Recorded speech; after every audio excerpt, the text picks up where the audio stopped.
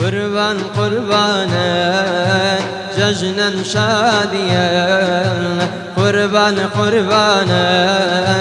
ججنا شاديا، دزنا قردانا روي آزاديا، دزنا قردانا روي آزاديا. قربان قربانا ججنا شاديا، شادي لمذلي تنيا مانيا، هي ججنا نيمن بيك ونزاري، شاري أمذلي مجنون مباري الله. قربان قربانا ججنا شاديا، دزنا قردانا روي آزاديا، قربان قربانا ججنا شاديا، دزنا قردانا روي آزاديا. كزايد العاشق والمدينة، كزايد العاشق والمدينة، توزي بالاكو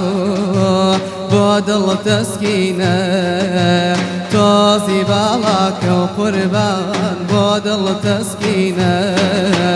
قربان قربانا ججنا شاديا، دزنا قردانا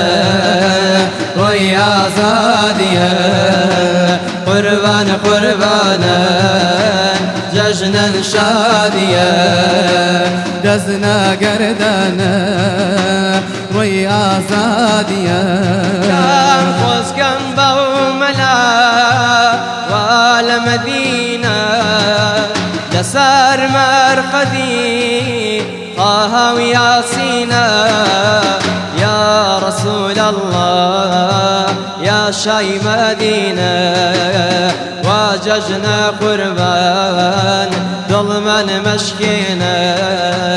واججنا قربان ظلما مشكينا. قربان قربانا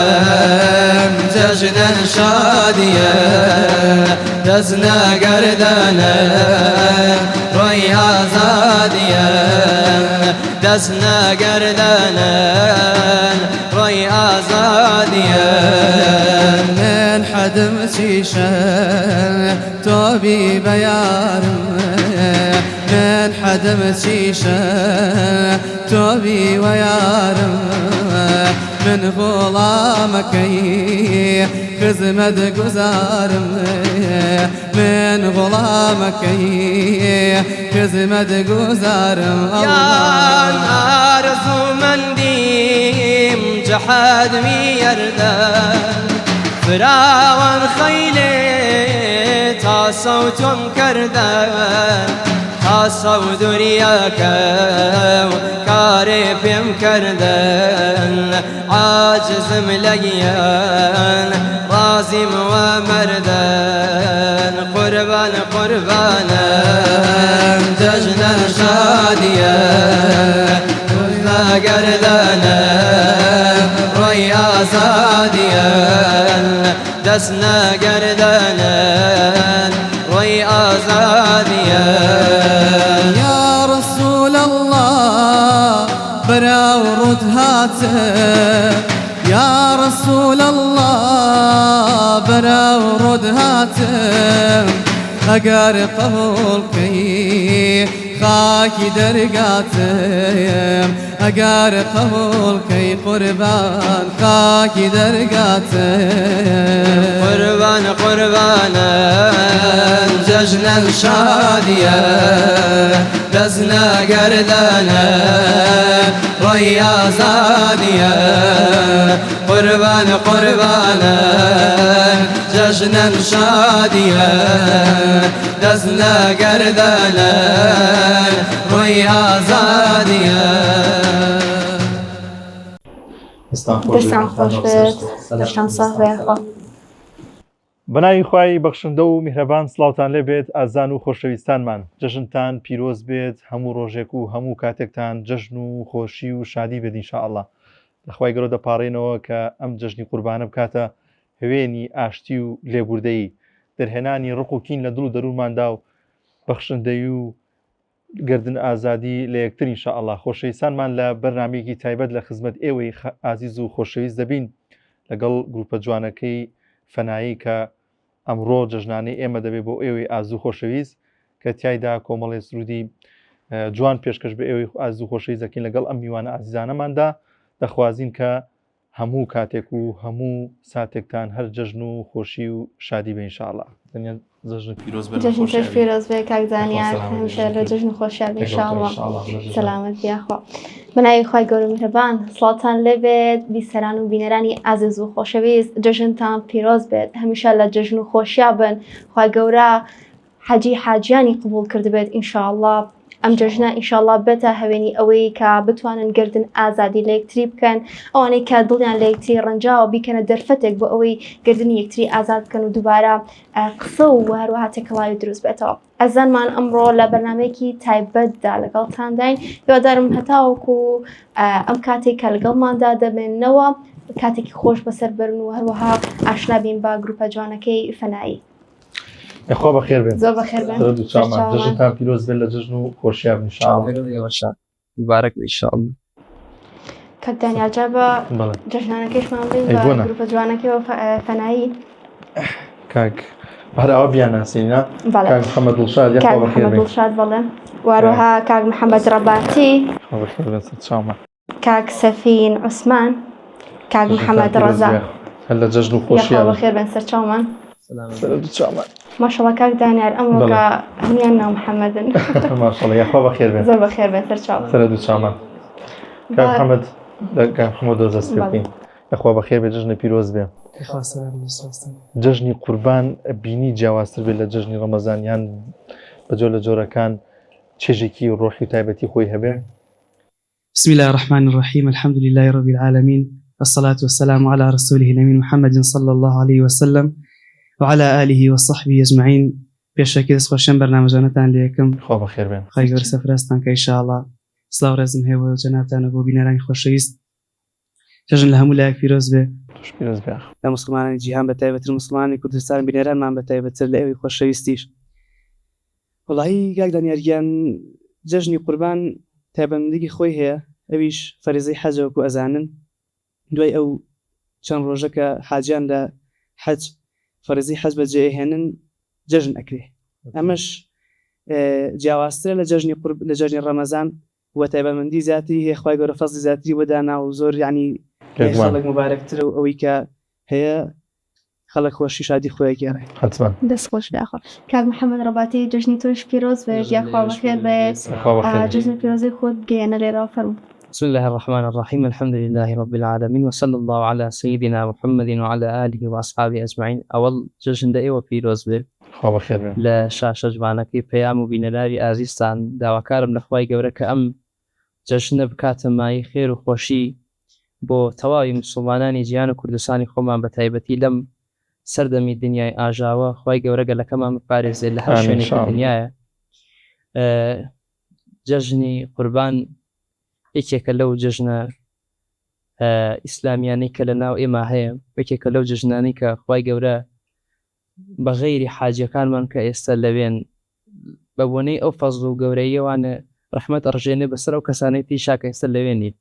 لە ڕۆژی ئاخیریان بۆ داناوی خوای گەورە و دە ڕۆژە هەر کەسەتیا بە ڕۆژی بێ خێرێکی گەورەی دەسەکەوێت ئەوەش هەر بە بۆنەی ئەو حاجیانەوەی بە بۆنەی ئەو شوێنە مبارەکەوەیە جا داواکارم نەخوای گەورە ئەو ماندووبوونەی ئەوان ئێمە بخاتە بەر شەفاعەتی دوعای ئەوان و ئێمەیان لەبیر نەکرد بێ لەو شوێنەوە ئامین ئینشاءالله خۆی گەورە حەجیان قبول بکە ئینشاءالله کاک سەفیان تۆش بەخێر بێ یاخوا جەژنە پیرۆز بێ زۆر سپاس کاک دانیار بێ بە ناوی خۆم و هاوکارم کاک محەممەدەوە پیرۆزبای جەژنی قوربان لە هەموو مسلمانانی جیهانەکەین و کورد و کوردستان بە تایبەتی هیوادارم ئەم جەژنە ببێتە هۆکاری بەردەوامبوون و زیادربوون و بەرەکەتداربوونی خۆشیەکانی ناومان و ئارامی و ئاسایش خوای گەورە بیباژێنێ بەسەر آمین کورد و هەموو مسلمانان ئامین ئینشاءالله بەڕێز و سەلامت خوا بەخێر بەسەر دوو چاومان جا هەم کاک محەممەد هەم ئێمە هەم بینەرەکانمان چاویان لەوەیە کە ئینشاءالله شتی جوان و بەرهەمی جوانمان پێشکەشکەن ئینشاءالله ئەگەر پێتان خۆش بێ بەرهەمی تر پێشکەشکەن دواتر تۆزێک کەژەر گفتوگۆکەین ئەی خاڵۆی ڕێوەر ڕێگانازانێ ئەی خاڵۆی ڕێوەر ڕێگانازانێ بمخەسەر ڕێگە و خەزەولەگیانێ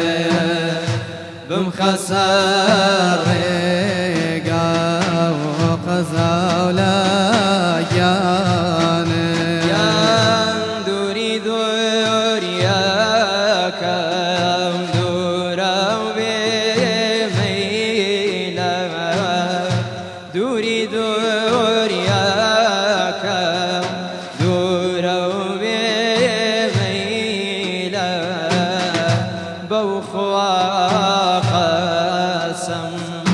جا دەروونم کەیلە بەو خوا قەسەم دەروونم کەیلە ئەی خاڵۆی ڕێوەر ڕێگەنازانێ بمخەسەر ڕێگە و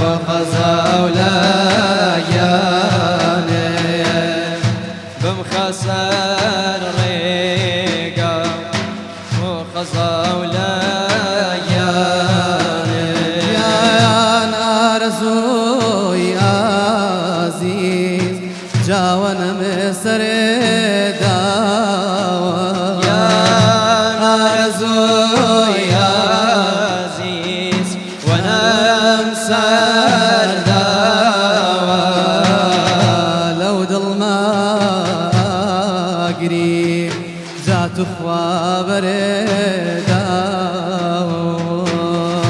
لەو دڵماگری جات و خوا بەرێداوە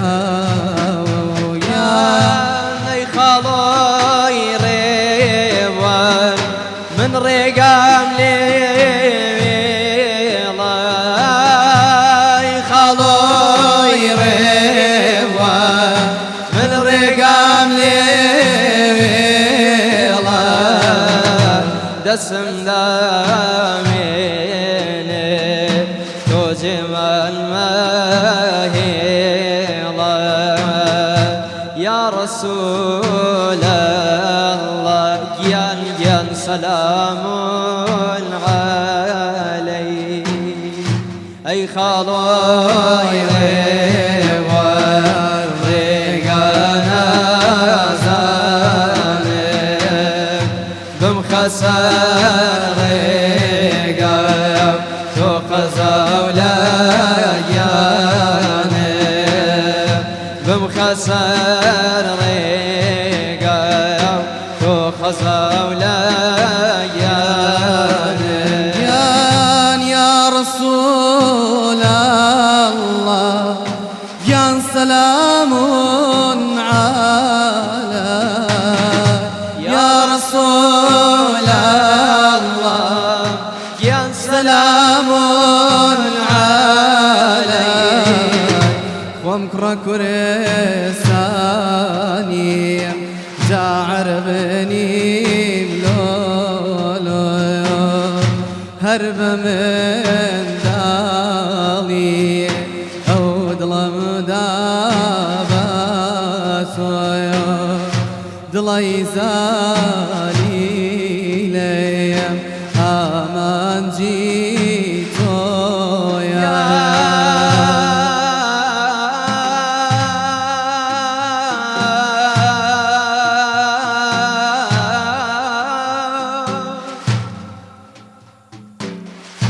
هەر وەک حاجیە لە دەوربەی تۆڵڵا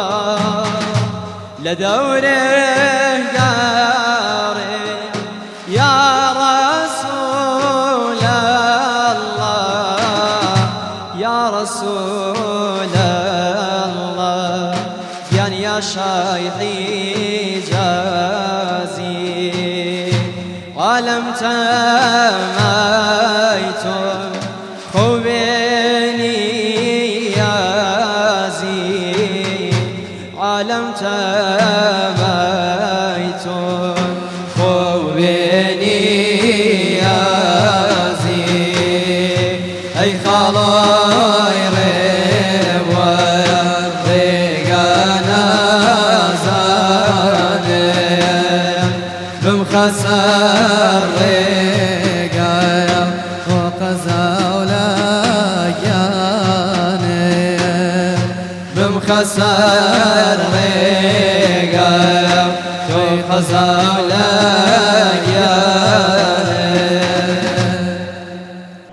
یاخوا دەستان خۆش بێ و دەنگتان نەڕزێ.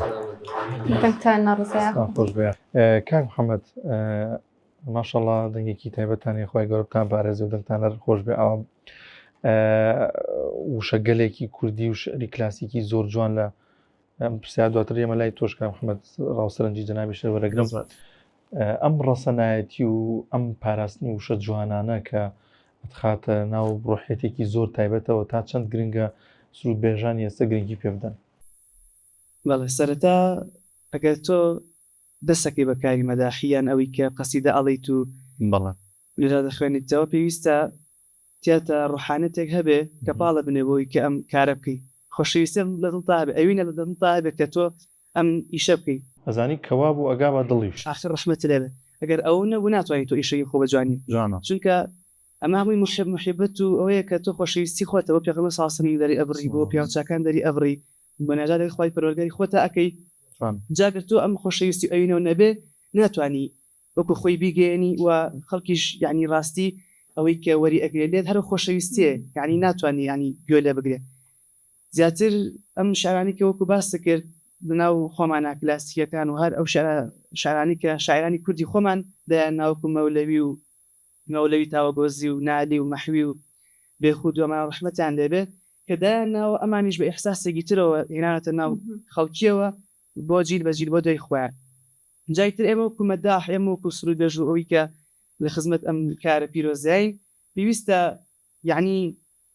کارگەلێ بکەین کە هەم خۆی گەورە لە خۆمان ڕازی بکەین و هەم ئەو مشیبەتی کە هەیە بیگەین بە پێغەمبەر صلی الله علیه وسلم و بە خەڵکی یعنی ئەوە بڵێن بگەین کە دانراوەمان وە هەمانیش. کاک محەممەد گرنگی ئەو تێکەڵکردنی کلاسیک و ئاین لە چیدا کۆزین لێستا دەڵوانێت کۆمەڵێک شعری تازە هەبێت بەس بۆچی ئێوە کلاسیکەکە بەکارێن ئەو کولتورەی لە کلاسیکدا هەیە لەوەی ئێستادا نییە؟ باستی وەکو باسم کرد ئەو شاعرە گەورانی کە پێشتر هەبوون ئەوان چەند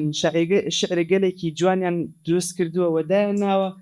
تاوەکو وەکو وتەی ئەم شعرانە بڵاو بێتەوە ناو جیلەکانی دوای خوانە ڕاستی وەکو تۆ فەرمووی لەم عەسری ئێمەیە کە شاعری تر هەن ینی ئەلەم ئەسرا و شعری تازەیان هەیە و بڵێن نوێگەریان تیا کردو بەڵام ڕاستی ئەو بەرەکەتی کە ئەو کاتە هەبووە زیاتر ینی وەکو ئێستا نەبووە ئێستا ڕاستی دەستیان خۆش بخۆ بەشتان بەتەوە کە ئەو شاعرانە هەن بەڵام ئەو شاعرانە گەورانی کە هات پێشتر هەمان بوو کلاسیک بوون هیچیان من وەکو ئەو ڕایی کە هەمە ناگەنەوە. کاک محەممەد هەر لەسەر ئەو شعری کلاسیکە شعر هەیە 100 ساڵە نووسراوە 100,000 جاریش کەش لێ بدرێت لە بەرچاومان ناکەوێت و هەر چێژی خۆی هەیە ئەمە بۆچی ئەگەڕێتەوە؟ قوربان عاشق کۆنە بێ بەڵام نافەتێ بەڵێ لەسەر بابی شعروتن ئەو محبەتەیە ئەو عشقەیە کە بۆ حەزرەتی ڕەسوڵ الله دەرەچێت مەشهەد لە سەردەمی پێغەمبەرگیانە ساسم هەبوو حەسانی کوڕی سابدێکێک بوو لەو کەسانی کە شاعری پێغەمبەرگیانە ساسمەوە لە حەدیثێکە ئەفەرمن کە با بڵێن کافرەکان کەسێک ڕا ئەسپێرن لەو شاعیرانەی ئەو سەردەما کە شعری بۆ بەکارهێناوە جوابی خەڵکی پێداوەتەوە ئەوانیش لە بەرامبەرە کۆمەڵشتێکی زۆریان دا بێتیانە بچۆ بۆ لای محەممەد بچۆ بە شعر قسەی پێ بڵێ کاتی ئەگاتە خزمەت حەزرەتی ڕەسوڵ الله وەسفێکە پێ تۆ شعرەکە بۆوان باسەکەدە وەڵی ئەوەی کە من بینیم هی ئەوە نەبوو کە جنێوی پێم درێ جا ئەم عشق و محبەتە لەناو حەدیسەکان و لەناو سیرەی پێغەمبەرگیانە ساڵ سەڵەم هاتوۆتە ناو کڕە شاعیرەکانی ئێوە هاتوۆتە ناو بێخودەوە هاتوۆتە لای وەفایی نازدارەوە هاتوۆتە لای مامۆسای مەولەویەوە من کڕەتێک لە شاری هەولێر گەیشتم خزمەتێکێک لەو ماڵانەی کە لە سەردەمی کۆنا گێڕایەوەتی حەزرەتی وەفایی پێش ئەوەی بچێت بۆ خزمەت پێغەمبەرگیان ساسم 11 شەو لە ماڵێ بۆ 11 شەو لەبەر گریانی وەفایی ئێمە خۆ نەچێتە چاومە ئەو مەحیبەتەی هەب یا ئەو قیسەی کە لەگە پیرەمێردا ئەگەنە خزمەت پێغەمبەرگیان ساسم ئەفەرمێ خەڵکی پێ ئەڵێن حەزەتی وەفایی فەرمێ ڕۆکاتە قوبە سەوزەکە و پێ سەر قوربان خەڵکی پێم وەڵێن ئەو شعرانە تۆ بۆ باسی ئافرەتەکەی زوڵف و پەرچەم و باد و ئەوانە باسی ئافرەتە ئەگەر من بۆ ئافرەتم وتووە با بەسەر شەوری بڕۆمە ئەگەر بۆ تۆ ژوتومە با لێرە بمرم جا لەوێ پیرەمێر ڕیوایەتەکە فەرمێ لەوێ بە ئازاری سک کۆچی دوایی ئەکاو هەر لەوێ لە خزمەت پێغەمبەریان نووسن ئەمە محبەتێکە کە لەناو لە شاعیرەکانە لە بیت بە بیتی شاعرەکانیانە ئەو هەست و سۆزە دیارە وەکو مەولەیە فەرمێن ناوت چون ئەورات سوپر ئێوارە یعنی مەبەسی لەوەی کە دایمە لە بەیانی و لە ئێوان لە هەموو شرکە ساتێکا یادی تۆ لە دڵبا ئەمەش ئەو محبەتێ کە محەممەد دڵشاد ناوی گروپەکەتان فەناییە ئەم ناوە پەیوەندی بە شعرە کۆنەکان و کلاسیکەکانەوە هەیە ناوکەتان لە چێوە هاتووە ڕاستی ئەم نامان بۆیە هەڵبژاردووە یەکێکەوە خۆتان نەزانی کە لەو شاعرانی کە چەند شعرێکی جوانی هەیە بە شاعرێکی گەورەی بڵێن کووردە جالەکە مامۆستا لەسەر ئەو ناوە ڕێککەوتنی کە نای بنین فەنایی جا فەنایەک و عەرزمانکردن شاعرە بۆ کە هەست و ئیحساسێکی زۆری هەبووە بۆ پێغەمبەر صلی الله علیه و سلم مامۆستا عەبدوڵڵای کاتب مامۆستا عەبدوڵڵای کاتب لەقەبی فەنایی لەقەبی فەنایی ئێتر ئێمەش ناوی چەند گروپی بەڕێزی تر هەبوو بە ناوی کەڵە شاعیرەکانەوەێ ئێمەش فەناییمان هەڵبژات تا ناوەکەی بە زیینەتی بمێ جان ئیحساسێکی زۆر لە فەنایە بەدی ئەکرێ لە شعرەکانیان وەکو مامۆستا فەرمایشتی فەرموو لە مامۆستاڵدای کاتبەوە بڵێن ناوی ئەوە لەقەبی ئەوە یعنی ئێمەش بە بۆنی ئەو ناوی ئەو ناو پیرۆزی ئەوە ئێمەش ئەم گروپمان ناوە گروپی و فەناوی جای شەڵا خی گەورەش ئێمە وەرگری ئینشاءالله کارێکی ئیکی تۆزێبان بێمە دەرەوە زۆر چین لای سرودێکی کە بینە دەرەوە لە شعر و لە بابەتی سرود و ئەوانە جەژن و مناڵی و ئەوانە چۆن چۆنی و کاک محەممەد تۆ بۆمان باسکەی ماڵی جێ ناهێشتیان با بەشتەکە بێنێ ئەمیان جێ هێشت لە ماڵ وایە کردۆگای حەوەت جێشتیانە تۆ جارەمەیە تۆ ئەگەر گۆشت کاک محەممەد لەوانەیە هەموو مەمەجە لە زۆر شتێکی وامان هەبوو بێنە خێزانەکەش قوربانی دەستی ئەوەی بەس ئەم زیاد بەڵێ وەڵای خۆی لە جەژنی قوربان ناوەکو وەزانن خەڵک بڵێن قوربانی ئەکاتی گۆشت بۆ دراوسێ و خزم و کە سوکار و ئەوانە ئەبە و ئیتر هەموو کوردێکیش خەزان هەمووی ئامە یەکێ لە ماڵەدا ئەنێ بۆی کە هەر نەدوتە بێ دوو ماڵین قەیناکە ئەوەشمانی ها دووڵین بۆ قسە هەڵێن خاڵەتیان تۆ دەست پاک کاک محەممەد شتێکی کەم تو هەز ناکەی تۆزێک ئەم شتە تۆزێک پاشەکشی کردو قوربانی کردو ها دراوسێتی من بیر بە مناڵی باوەڕکە چەند پشکمان من بەسم لە گۆشتەکە نیە مەبەسم لە سیلەی ڕەحم و خۆشەویستی و ئەمە ینی ئەمە ئەنجامەدرانی ئەم پێکەوەیە زۆر هەرچەنە ئەیبینین ینی هاوکارانمان لەم جژنەیە لە گوندەکان و شوێنەکان بە کۆمەڵ قوربانیەکان ینی ماشەڵڵا زۆر بەڵام لە جۆرەکان تۆزێک لە شارە کەمتر بەدیەکرێەوە بە بەراورد بە بەوەی قەدیم هەبوو منیش ئەو شتە لە مێشکمان گەڵاڵە بخوای بەس بۆ ئێمەی نانێرنیاش هەر نازانم قوربانی کەم بتانە بەڵام میتر چەند هۆکارێکیشی هەیەکێک لەوانە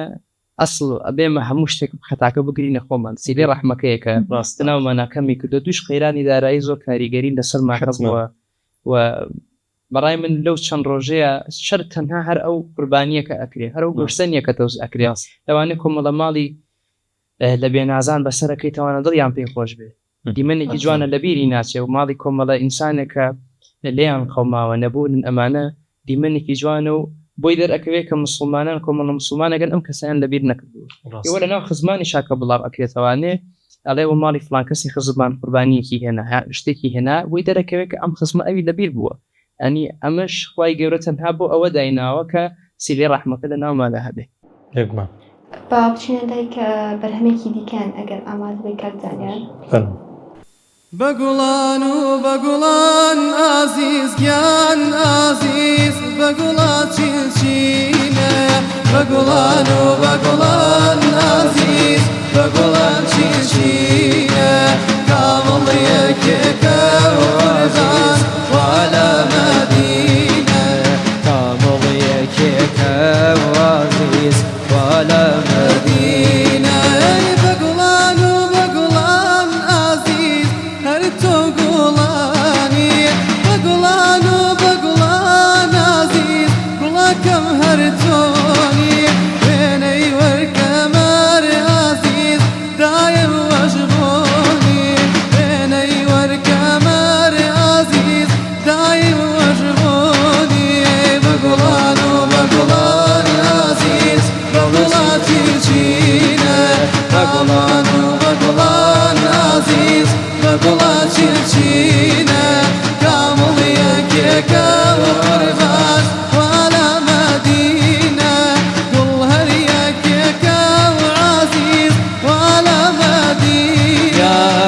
بقولان وبقولان عزيز توي عزيز جيان عزيز بقولان شين شين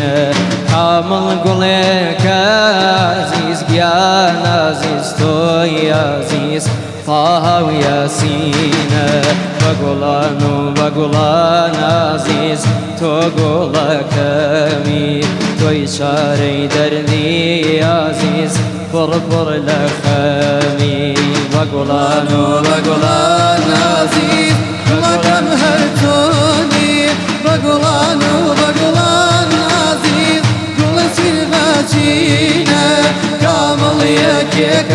ورغان ولا مدينة كامل يكيك عزيز ولا مدينة قال لقولاني بهار عزيز ناكم بابوها لقولاني بهار عزيز ناكم بابوها تقول بيناي عزيز جاخز متوها تقول بيناي عزيز جاخز متوها يا نساك وبينا عزيز بيكم بابو نساك وبينا عزيز بيكم بابو بشاري دردم عزيز لا ضربته بشاري دردم عزيز بللايتو قسم بوخو عزيز آقاي لحالة قسم بوخو عزيز آقاي لحالة لكي ديوانا عزيز بوتو عودالة لكي ديوانا عزيز بوتو عودالة بقولان وبقولان عزيز كل باشينا بقولان وبقولان عزيز كل باشينا كامل يكيك أرزان على مدينة كامل يكيك عزيز ولا مدينة كان شوان خلوتان عزيز كان عزيز ملبي أخياره شوان خلوتان عزيز ملبي أخياره على وقجز عزيز ملبي أخياره على وقجز عزيز دوس خبر دار يا شوان شونالان عزيز ياهو ياهو ششني وفاي عزيز ياهو ياهو دايما فجاري عزيز بالا كيتوم دايما فجاري عزيز بالا كيتوم بقولان وبقولان عزيز كل شي باشينا بقولان وبقولان عزيز كل شي باشينا كامل يكيك وقربان ولا مدينة ظهر يكيك وعزيز ولا مدينة ظهر يكيك وقربان ولا مدينة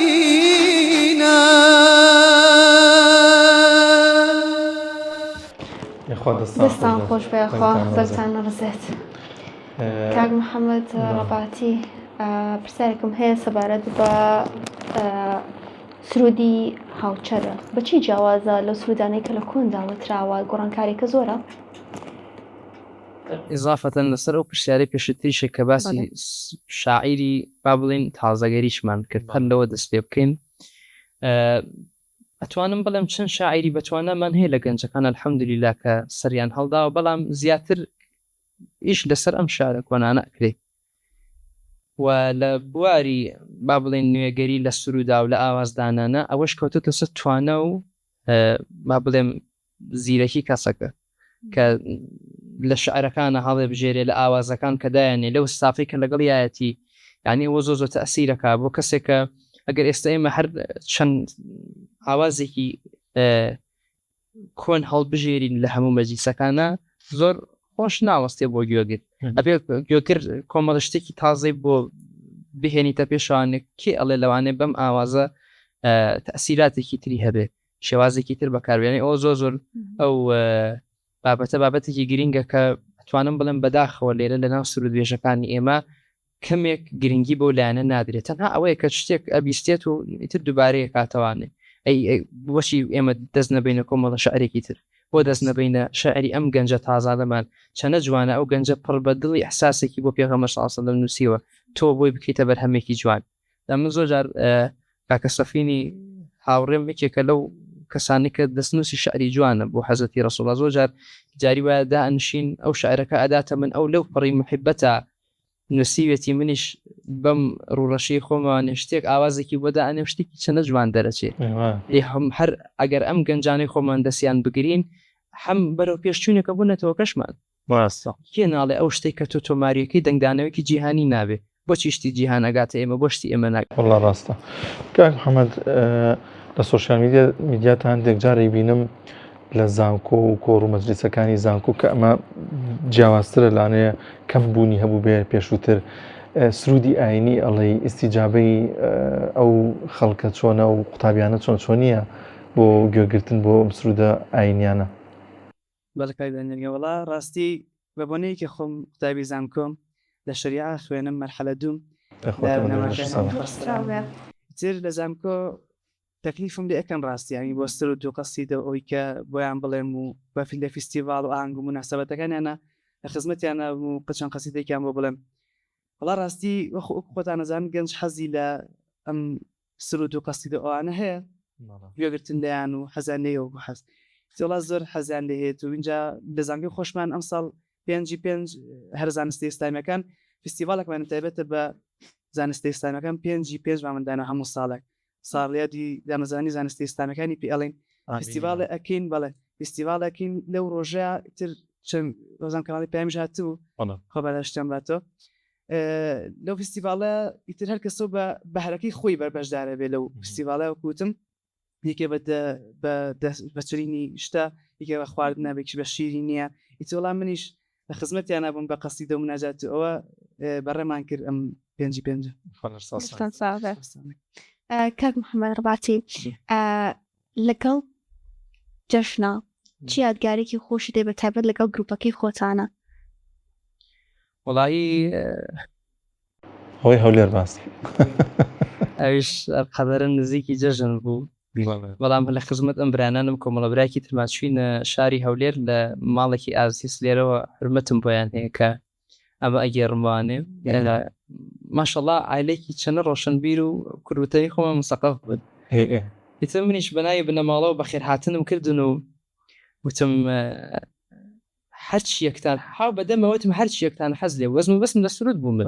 وتم هەرچی یەکتان حەز لێ بوو بیکەنە سەر وەرەخێر بۆم بنووسن یا بێن پێم بڵێن لە خزمەتانە بەسەر چاو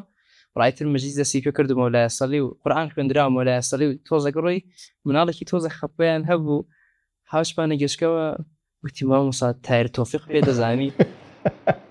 مش تۆز هاوا سێرم کرد وتم تۆ بڵێ ئەمە بەڕاستی بە شتێ بێ مش تۆزە دیقەتمدا زانیم بەجددی قساکە وتم ئایزانم بەس بە مەجلیسەکە تەواو بێ و ئەو مامۆسانە بڕۆن دوای دوو قۆڵێ وتی وەڵام مامۆسا خۆی گوتی مامۆساکە دەستی ئاڵە بڕی بۆ پەیوەندی خۆمان هەبوو ئادەستی ئاڵە بڕی چاکوچەی لەگەڵاگەز بۆ خۆشی و ماوەساکە وتی کە تۆ توتە هەرچێک ئەڵێن میشتم وتخوا تارتەفێقێکی دیاوێ خۆ لەشتان ساغ بێ سەلامەت دنیاڕە کاک محەممەد بەڕای جەنابەت لە سرود و لە مناجات و ئەو شعرە کلاسیکیانە هەیت کام شاعیر ئەگەر نەبووە کلێنێکی گەورە دروستە بوو لە سرودەکانمانە ئەوە بۆ ئەتوانم بڵێم ئەو پرسیارە کەسێکی زۆر بەخوا بوێری ئەوێ جاوی ئەو پرسیارە باتە بەڵام لە ئەتوانم بڵێم لە سەردەمێکی نزیکی خۆمان لەو کەڵە شاعیرانە لەوانێ مۆلەوی لە تەمەنە تۆزێک لە ئێمە هات ساڵەکان فرقمانە بەڵام مامۆسای مدەڕیس مامۆسای نامی چەنەها شعری جوانی هەیە ئەتوانم بڵێم ئەو شعرانەیە هەتۆزە پێش لە باسمان گوتم ئەو لەو شعرانەیە کە کۆمەڵە سوودبێژێک هەر ئەوانە ئاڵێنەوانێ خوا خێری مامۆسای مندەڕیز بنووسێ هەر ڕەبی بنێرە سەڵاوەتی یا سەیدنا مستەفا و یا ئەو شعرانی کە بۆ مەولای سەلی دایناوە یا ئەو شعرانی کە باز لە ژیاننامی پێغەمبەرەکە صلی الله علیه و سلم مامۆسای مندەڕیز ماشەڵڵا خوای گەورە توانەیەکی ئەو نەفراوانی دابووی لە قەڵەمە یعنی کاملی شەرع کاملی کتێبەکان و دەستنوێژ و ئەرکانەکانیش هەر هەمی بە شعر باس کردووە چجا بگاتە مەتی پێغەمبەر صلی الله علیه و سلم مامۆسای مندەڕیز ئەگەر نەبوایە ئەتوانم بڵێم والله أبويا بدأ كتير وقرينا واي قرر بالرحمة يخفها إن شاء الله. محمد دڵشاد تۆ لە گەڵ نووسینە دەست هەیە یان بەس سرود بێژیەکێکەی وڵای ڕاستی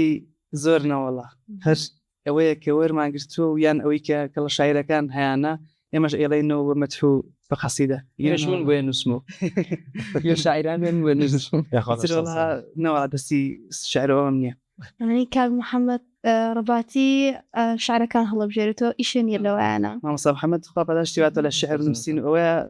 بڵێن زۆر باشە إما شاعر من لقى لا قربان شي ساوي تشتان صعبة ئەکسەفین بێمە لای جەنابێت هەر ئیشارەتەکەن وڵێن شعرە زانێ شعرە نووسێ چۆنیە جەنابێت چۆن دەستە هەیە لە شعرا و چەند احتیمامەی بە شعر ینی جیاواز لە مینەکەی خۆت کە دەفژەنینە قوربان گیانۆک و هەمومان زانین شعر شتێک نییە مرۆڤ بتوانێت فێری بێت ڕەنگە بتوانێت فێری شیکارکردنەکەی بێت بتوانێت فێری زمانەوانیەکەی بێت بتوانێت فێری وشە کلاسیکەکان ببێت کە هێنراون یا وشەکان کە لە فارسی و کاتە کە نالی مەزن ڕاستی شعری کوردی زۆر پتە کرد لە شارەکانی نالیا بینین زۆر وشی بیانی بەکارهێنراوە و دواتر لە مەحویا هەر وشی بیانی بەکارهێنراوە و لە شاعرە ڕۆژهەڵاتیەکانمانە وەکو وەفایی زۆر وشەی فارسی بەکارهێنراوە ئەوەی کە کلاسیک لە مۆدێرنجی ئەکاتۆ لە ئێستا ئەو شانێ وەگەرنا هەمووی هەر یەک شارە بەڵام خۆی شعر لە ڕاستی ئەگەر بێشێک بوت لە شاعیر بێشێک شعر بنووسێت ئەبێت خوایی ئەو بەهری تیابێت ئەبێت خۆی گەورە ئەو بەرەکەتی خسبێتە قەڵەمیەوە ئەو وشە سازی خسبێتە مێشکەوە و جگەلەوە ئەگەر کەسەکە خۆی بڕێک توانەیە بوو تاوان دنیا هەروایە خۆی گەورە هەروە دروستی بە هەر کەسێک بەهرەیەکی هەبێت نەچێ بەدەمیەوە خۆی گەورە لێ سێنێت و یا بەیەکێکی تر تاوانە بێ خزمەتی بکە جا شعر طبعاً ئەبێ بۆ شتێک بنووسێ بۆ کەسێک بنووسێ جا هەیە شاعیرمان هەیە چراوانی دیلان زۆری شار وڵات خۆشویستووە چراوانە مامۆستا هەیە من هەر بە هەمان شێواز کوردستانی نەگۆڕێتەوە بە هەموو دنیا بەو بۆ نێوە شعری بۆ وڵات زۆر نووسیوە مامۆستای مندەڕیز معشوقەکەی پێغەمبەری خوا بۆ ساڵسن بۆ ئەوی شعر نووسیوە وەفایی بە هەمان شێواز نالی حەبیبەی هەیە ئەخۆ مەحویش ئەفەرمێ بە لەیلاوە وەرە بەر قاپی ئەم لەیلا ئەی مەجنون شەهەیەکە سەری سەد شیرین و فەرهادی وە بەر پێکەوت ئەڵێ بە لەیلاوە وەرە یعنی تۆ ئەبێت نیوەی ئیمانەکەت هەبێ ئەنجا بێتە بەردەم ئەم لەیلایت طبعاً شعر شتێکە کە بڕاحەتی مرۆڤ هێنێت بەڕاستی ئەگەر بتوانێت لێورد بێت بە قسەکانیا بێت لە شارەکانیا کەمترین وشەی بیانی و بێگانت بەکارهێناوە بێگومان تاکو زمانی کوردی وەسڵات وشەی بیانیمان وەچی إضافة بۆ قسەکەی ئەم مامۆسای شتێک هاتە خەیاڵم مامۆستا حاجی قادری کۆیی شعرێکە باس لەخوا ئەکا باس لە وجودیاتی خوای گەوراکایتر کامل شعرەکە بەس لە بەیتێکا بزەبت ئەو قسەی مامۆساڵێ ناڵێ ئەی بێنەزیر و هاوتا هەر تۆی کە بەرقەراری بێدار و بێدیاری بێدار و پایەداری لە ئاخری شعرەکە فەرمێ ئەڵێ معلومە بۆچی حاجی مەتحی ئەکا بە کوردی تا کەس نڵێ بە کوردی نەکراوە مەتحی باری ماشاءالله یعنی ئەوش ئەو بابەتەی لەدا گەڵاڵە بووە کە لەوانێ ڕخنەی هەبوو بێت لە شاعیرەکان کە بۆچی زیاتر وشەی عەرەبیا وشەی فارسی بەکارێنن ئەویش ئەو وەکو سوکە گلەیە کارێکە جا لە بابەتی توژم شنە دەربزانین کاکسەفین چ یادگارێکی لەگەڵ جەژنا هەیە هیچ یادگارێکی کاکسەفین وەکو ئەوەی کە هەمووان وەکو مناڵی خێزانێکی کورد و موسڵمان دوو جەژنمان هەیە وەکو ئاینی دوو جەژنمان هەیە دوو جەژنیان تەڕانە بە خۆشیێکی خۆش بەڕێ بکەین حتماً یەکی لەوانە جەژنی قوربان کە بەلای ئەکسەرمانەوە لە جەژنی ڕەمەزان خۆشترە مەسەلەکە ئەوە نییە بڵێ گۆشت وشتیەوە بێ مەسەلەکە ئەوەیە کە ئێمە بە تایبەت کە مناڵ بووین ماڵمان تقریبا لە بەشی سەرەوەی شارە مەیدانەکان هێنا سەر و ماڵی جا ئێمەش بەرامبەرەوە بوو زۆر زۆر زۆر ئەچوین ینی وەکو مناڵی حەزمانی بۆ حیوانانە ببینێکی ناهێ شتێک دە مرازانە بوو ئیتر وەڵا کوڕێکمان لەگەڵ ئەوکەوێ خەپە بوو دارێک کوالاوێت وتی ها محەممەدەوە دەتەوەچی بە مەڕەکەی وت بزەوت ئەوەدە یەکتیمان شوبان بۆ بەڕاستی ئەو یادگەریکی مناڵی زۆر زۆر خۆش هایوا لە مرۆڤەکە کێسە بیرەکەوێتەوە بگەڕێتەوە بۆ ئەو ڕۆژانە وەکۆی کە کولوتەنیژە فەرمێ ساڵ بە ساڵ خۆزگەم بەپار تا گەورەوی مەسولیات و ئەرکی سەرشان زۆر زۆر زیاترێ بێت ئێستا بە ئاوا تۆم بگەم و ئەو کاتەوە بچمەوە ئەو مەدانم محەممەد وا بە محەممەدەکە والله ڕاستە جاکاکدانە بە تەکلیفی لە کاکسەفین بکەین شارێکمان پێشش بکە شاری ئەگەر لە بیر تابێت و شارێکی خۆمەڵای مەگەر بۆتان بخوێنمەوەی وەگەرنا دوایینەوە بڵێ باس سرودێک دوای بوومان ئامادە گەشتێکی ترەکەین لەسەر ئەوە بژارێکی دانابوو لەم ئاخیرانە داوای کرد ئاوازێکی بۆ دابنێ یەک کورتە بەبێ دەف ئەو ئەوە هەر زۆر زۆر جوانتر لەم شارەیە بۆ پێغەمبەری خوا سەڵ کە وەکوی کە زامێک هەبێت لە دووری ئەوە ئەفەرمێ دەمێکە چاوەڕێی یارم کە ئەو بگا بە هاوارم حەبیبم چاوەڕێی دیارم خوا ڕەحمێک چییە چار قوبەی سەوزی جوانی تۆ دیداری پاک دیاری تۆ عەزابی دڵ فراقی تۆ خوا ڕەحمێک چییە چار حەکیم ئاوا مەسئولە لێم کەوا من کێم ئەوا ئەیڵێم بەبێ ڕەسوول ئەوا وەیلێم خوا ڕەحمێک چییە چار قوربانی مەرقەدی تۆ بم قوربانی خاکەکەی تۆ بم وێڵ و وەیلم ئەگەر بێتۆ بم خوا ڕەحمێک چییە چار باکەم حال بۆ مەخێنێت دەمێکن چاوەڕێی یارم کە ئەو بگات بە هاوارم حەبیبم چاوەڕێی دیارم خوا ڕەحمێکیە شارم قوبەی سەوزی جوانی تۆ دیداری پاک دیاری تۆ عەزابی دڵ فراقی تۆ خوا ڕەحمێکیە چارم خوا ڕەحمێکیە چارم من بە قوربانی مەرقەدی تۆ بم من بە قوربانی خاکەکەی تۆ بم وێڵ وەیلاکە گەر هەبێ خۆم ئەی خوا ڕەحمێکیە چارم دەک خوا ڕەحمێکیە چارم دەستان خۆش بێت هەم دەستی کاکسەفین خۆش و دەنگی کاک محەممەدیش نەڕزێت لەنیا کاک محەممەد ماشەڵڵا بۆ قوڕان خوێن زۆر دەنگی خۆشە جا ڕەمەزانان لە مزگەوتانە ئەیبینم زیاتر تا مزگەوت دەچی ئەسان پێشنوێژیەکەی ڕاستی بەتایبەتتر ئەم ساڵ بۆ مزگەوتی زانکۆی گەشە بەدان چوم ئەمەی سەرەوە بەڵێ بەستر بە مزگەوتەکان هەربانم ئەکەن بۆ تەراوی خۆشە و نوێژ و لێ خوا لەش سام خواستەران کام حەمیان دەستان خۆش بێ کاکسەفین دەست خۆش بێ شارەکە ماشەڵڵا تایبەت بوو ینی زۆر وشەسازی کوردی زۆر تیا وەکو ئاوکارم تێ احتیمامی هەوە بۆ کاکسەفین دەستە خۆش بێخوا جا ئێمە دێنە کۆتایی بەرنامەکەمان خواحافیزیەکەین و پێمان خۆشە کۆتایی بەرنامەکەمان سرودێکی ئەوەی یازوو خۆشەویست بێت و خواحافیزیەکەین بەڵازان و خۆشەویستانمان دەخوازین کە هەموو ڕۆژێکتان هەر جەژن و خۆشی و شادی بێ ئینشاءالله ئەم ڕۆژانانە کە هەن لە جەژندا سیلەی ڕەحم هەمومان جێبەجێ بکەین ئینشاءالله گردن ئازایی لە یەکتری بکەین و ڕق و کینەیە کە لە دڵماندا هەیە کۆتایی پێ بهێنین چۆن قوربانی ئەنجام بدەین قوربانی نەفس و دڵ و دەرونیشمان ئەنجام دین بۆی کە ڕق و کینە دەربێنین و لێخۆشبوون بۆ هەر کەسێک ئەنجام دین کە ئەگەر ڕۆژ لە ڕۆژان دڵیان ئازار داوین هەموو ڕۆژێک و هەموو ساتێکتان هەر جەژن و خۆشی و شادی بێت بەڕامێکی دیکە بە خواتان نەسپێرین خواتان لەگەڵ بێت. دەستخۆش بە کاکزانیار سپاس بۆ ئێوێ ئازیز و خۆشەویست هەتاو کۆم کاتە بینەرمان بوون هیوادارم لە جژندا ئەم دەرفەتە بقۆزنەوە وارووا بتوانن گردن ئازادی لە خۆشەویستان و ئازیزانتان بکەن و هیوادارم کە کاتێکی خۆشتان لەگەڵ دەنگ و سەداناوازەکەی گروپی فەنایی لەگەڵ ئێمەدا بەسەر برد بێت خواتان لەگەڵ بێت. بخوا هەروەکو بولەمۆل من شەو ڕۆژ ناڵەمە خاکی بەربەر قەدەکە ئاواتی چەند ساڵەمە خاکی بەربەر قەدەکە ئاواتی چەند ساڵەمە تخوا چەمەڕای یا نەبی گردی باڵاتنێ تخوا ڕۆحەکەم مەحروم ئازیزم بەژنی باڵاتنێ بەخوا قەدەم ڕەنجە کرێ باوانم قیام کرد قامەدێ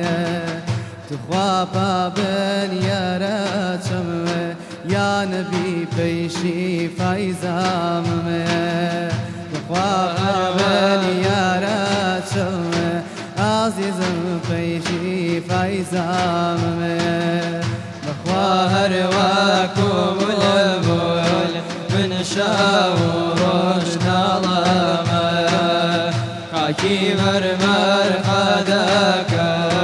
ئاواتی چەند ساڵەمە خاکی بەربەر قەدەکە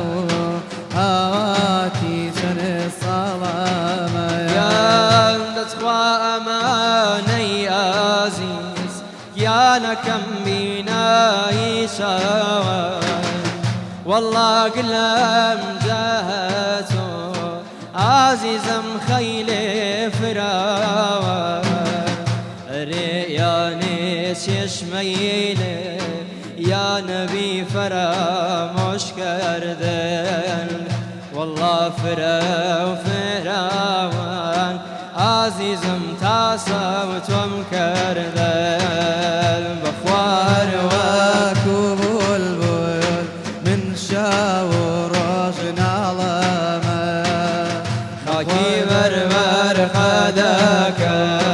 ئاواتی چەند ساڵەمە خاکی بەربەر قەدەکە ئاواتی چەند ساڵەمە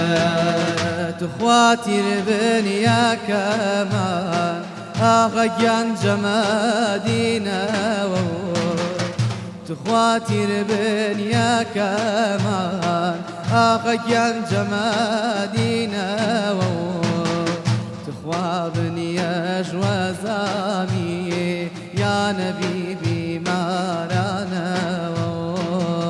تخوا بنیەش وەزامی یا نەبی بیمارانەوە یان دەتخوا تیربنیەکەمان یا نەبی لە مەدینەوە دەتخوا بینێ بەدڵەکەی عزیزم پڕ ئەوینەوە دەتخوا بیکە نەزارێ عزیزم هەر لەو دوورەوە دەتخوا جارێک کارم کە یا نەبی بەڕووی نورەوە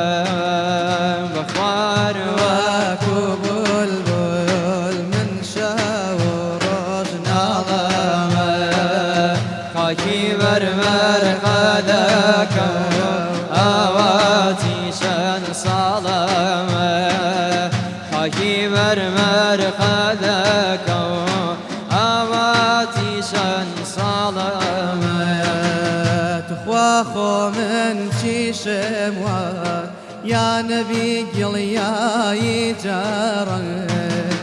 ئەرێ خۆ من چیشم وات یا نەبی گڵیایی جارە تخوا من بێجاییم کرێ یا نەبی سەرم یای لەسەر خوا من بێجایم کرد گیانەکەم سرم یای لەسەر بەخوا هەروەکو بولبول من شەو و ڕۆژ ناڵەمە بەخوا هەروەکو بولبول من شەو و ڕۆژ ناڵەمە خاکی بەرمەر قەدەکە و ئاواتی سەر ساڵەمە